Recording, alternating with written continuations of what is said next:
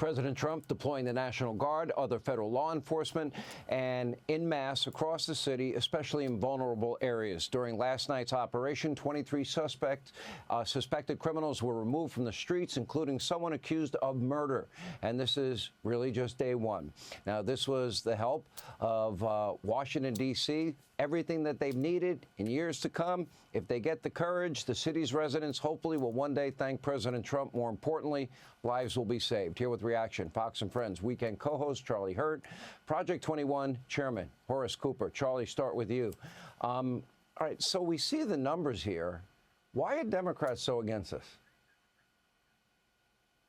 I think, quite frankly, Sean, the reason they're so against it is because they're afraid that Donald Trump might actually come in and fix a problem that has beset every city that the Democrats control across the country and have controlled for decades and have allowed to turn into these cesspools.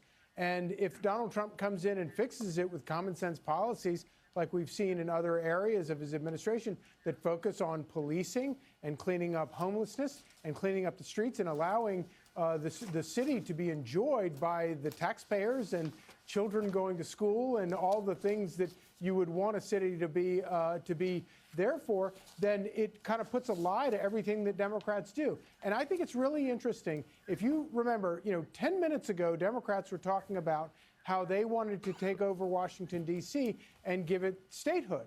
Well, why did they want to do that? Because they wanted to make it a better place? No, that's never what they want. They wanted it because they wanted to have 2 senators and an actual voting member of the House because it would expand their power. Democrats do not care about helping citizens or even their own voters. All they care about is power. And I think that there's never been a better example of this than watching them squirm right now as Donald Trump tries to fix crime in Washington, D.C. Horace, let me go over the numbers again. Homicide rate per 100,000, D.C. 41. The next highest, Uruguay 16. Baghdad, 15.2 per 100,000. Again, D.C. 41.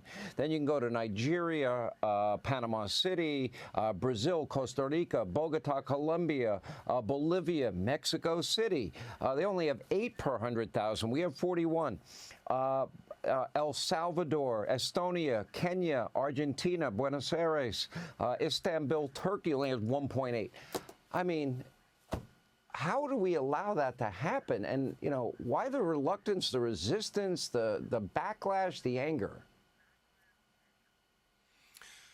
Sean, the race hustlers, and they are now working for legacy media.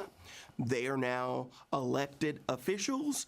They do not ever want to solve this problem. They need the problem to continue.